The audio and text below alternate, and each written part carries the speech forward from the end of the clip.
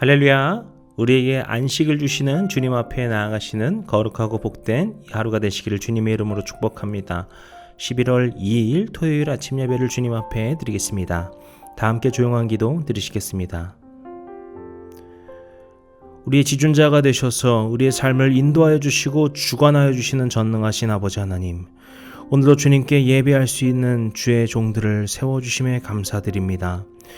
우리가 주님을 찬양하는 가운데 주님 임하여 주시고, 우리가 말씀을 묵상하는 가운데 주님께서 우리의 심령을 어루만져 주시옵소서. 그렇게 오늘 우리가 주님께 나아가는 이 시간 되게 하시고, 그것이 오늘뿐만이 아니라 우리의 삶의 전부가 되어서 말씀의 사람, 주님의 사람, 그리스도의 제자 된 우리 모두가 될 수 있도록 주님 도와주시옵소서. 모든 말씀 예수님의 이름으로 기도드렸습니다. 아멘. 오늘 함께 고백할 시편의 찬양은 시편 31편 7절에서 8절까지의 말씀입니다.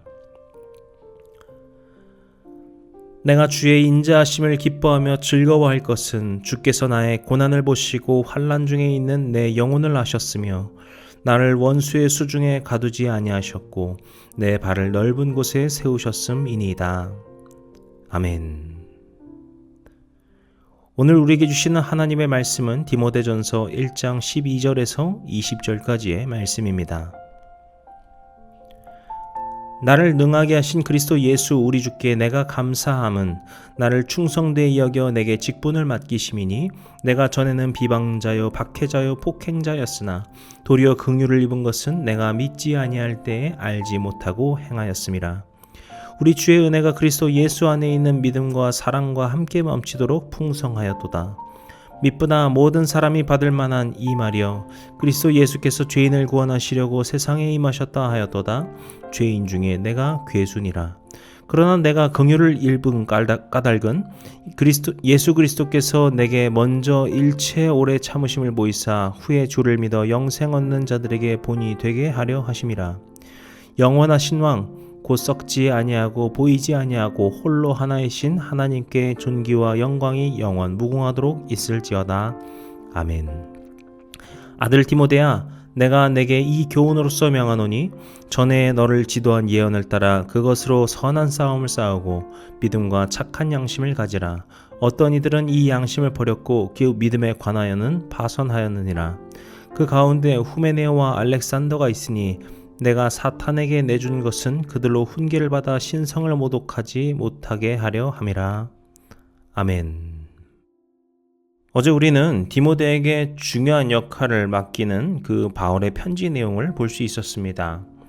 에베소 교회들 가운데 있는 좋지 않은 헛된 말들, 교회의 덕을 잃고 믿음을 흔들게 하는 잘못된 대화의 주제들과 행실에 대한 것을 올바로 세울 수 있도록 디모데를 보냈다라는 것을 지난 말씀을 통해 볼 수 있었죠. 그리고 이제 오늘 말씀의 시작에서는 이 일을 디모데에게 맡긴 연유에 대해서 우리가 볼 수 있습니다.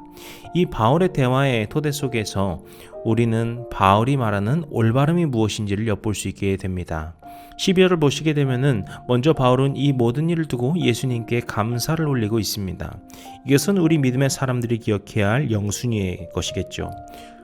우리는 우리의 삶의 모든 일 가운데 무엇보다 주님께 감사함으로 살아가야 합니다. 때로는 굳이 이런 것까지 감사해야 하나 싶은 것도 있고요. 또 감사하다고 그걸 말로 해야 되나 싶을 때도 있습니다. 그런데요, 이것은 정말 중요합니다. 우리는 작은 것까지도 주님께 감사할 수 있어야 하고요. 그 감사는 마음으로 하되 마음과 그 입술로 함께 고백할 수 있어야 됩니다. 이것이 믿음의 중요한 출발이 되고 기준이 되는 감사의 고백이 되는 것입니다. 그런데 여기서 바울이 감사하고 있는 것은 무엇입니까? 자신에게 직분, 즉 사명자의 직분을 맡겼음에 감사하고 있습니다. 이것은 바울의 진실된 고백이기도 하고 또한 디모데에게 힘을 주는 말이기도 합니다. 바울은 사도의 직분을 맡고서 선교를 다니면서 어떤 부귀영화를 누린 것이 아니라 계속되는 핍박과 죽음의 위기를 지나게 되죠.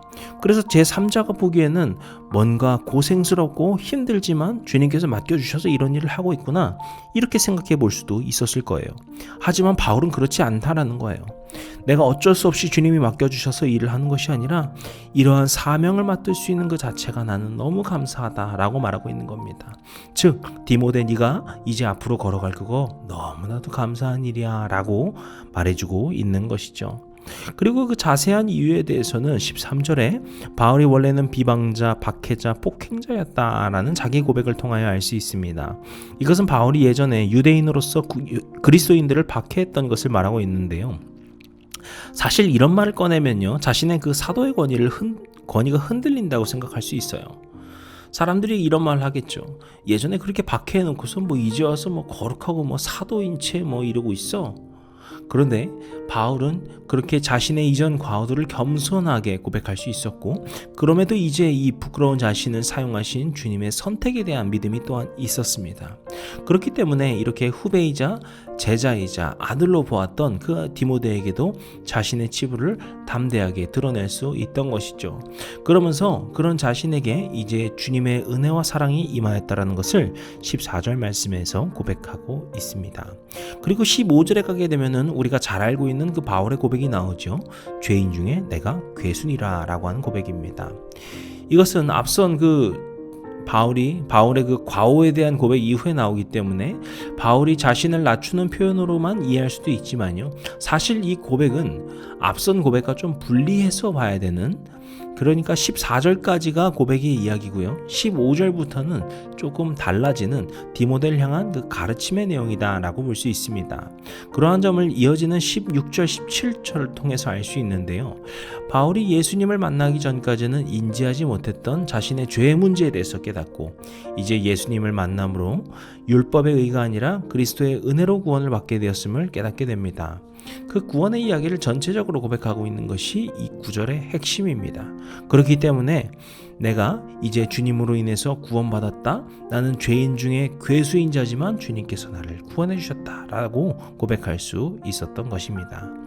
그리고 마지막으로 18절부터는 디모데를 아들이다 라고 부르면서 그에게 권면의 내용을 전하게 되는데요, 이것은 실제 혈육의 부모 자녀 관계로서 말하는 것이 아니라 영적인 아버지로서 영적인 아들 디모데를 부른 것입니다. 그리고 아들 디모데에게 진심을 다하여서 바울이 권면하고 있는 것은 앞선 가르침을 따라서 디모데가 믿음과 선한 양심으로 영적 싸움을 하라라고 권면하고 있습니다.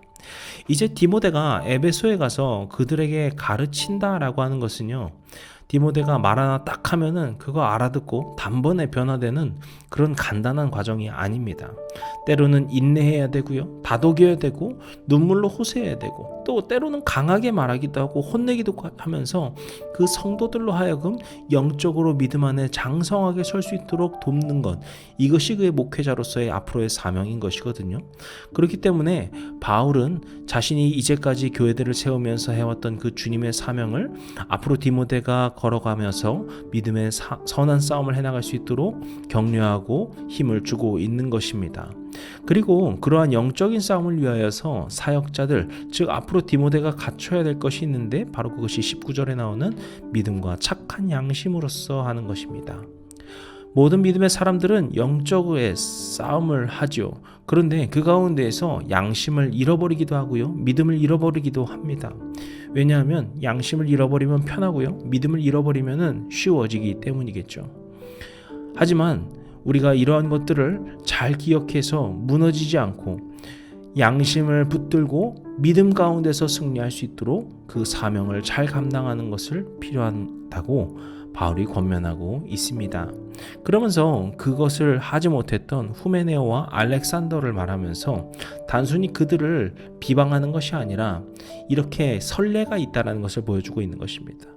그래서 이 양심을 지키는 것이 그냥 지켜보지 하면 되는 것이 아니라, 이 믿음을 지킨다는 것이 잘해볼게요 라고 하면 되는 것이 아니라 정말 실질적으로 싸워야 된다는 것을 강하게 말하고 있는 것입니다.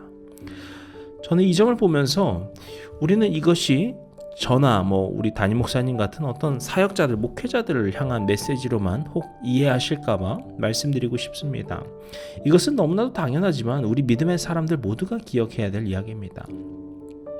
우리는 이 세상을 살아가면서 믿음의 선한 싸움을 하며 살아갑니다.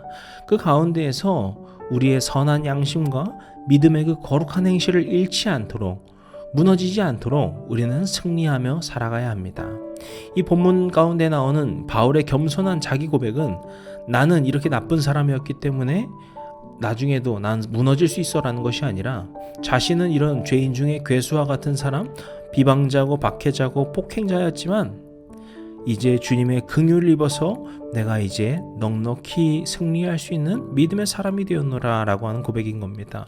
내가 이제 이 믿음과 착한 양심을 잃어버리지 않고 살아갈 수 있는 선한 싸움을 하고 있다라고 고백하고 있는 것입니다. 그것이 바로 우리 모든 주님의 사람들이 지켜야 할 고백이다라는 것이죠. 오늘 이 본문을 통하여서 본 그 바울의 겸손한 자기 고백과 그 디모데를 향한 바울의 권면을 우리가 기억하고 우리도 믿음 안에 승리하며 살아갈 수 있는 주님의 거룩하고 복된 자녀들 되시기를 주님의 이름으로 간절히 축복합니다. 기도하시겠습니다. 오늘도 우리를 말씀의 자리로 인도하여 주시고 주님의 음성을 들려주시는 그 모든 은혜에 감사드립니다. 주님, 이제 우리가 주님 안에서 승리케 하여 주시고 주님의 말씀 붙들고 살아갈 수 있는 거룩한 주의 자녀 될 수 있도록 도와주시옵소서. 오늘 우리의 하루의 삶 가운데 믿음 붙들고 승리케 하여 주시고 선한 양심 잃지 않고 거룩하게 살아갈 수 있도록, 경건하게 살아갈 수 있도록 우리를 도와주시옵소서. 우리 가운데 함께하여 주시고 일하여 주시는 우리 주님 예수 그리스도의 이름으로 기도드렸습니다. 아멘. 이제 우리 주기도문 함께 드리심으로 오늘 예배를 마치도록 하겠습니다. 하늘에 계신 우리 아버지여, 이름이 거룩히 여김을 받으시오며 나라의 임하옵시며 뜻이 하늘에서 이룬 것 같이 땅에서도 이루어지이다. 오늘날 우리에게 일용할 양식을 주옵시고 우리가 우리에게 죄진 자를 사하여 준 것 같이 우리 죄를 사하여 주옵시고 우리를 시험에 들게 하지 마옵시고 다만 악에서 구하옵소서. 나라와 권세와 영광이 아버지께 영원히 있사옵나이다. 아멘.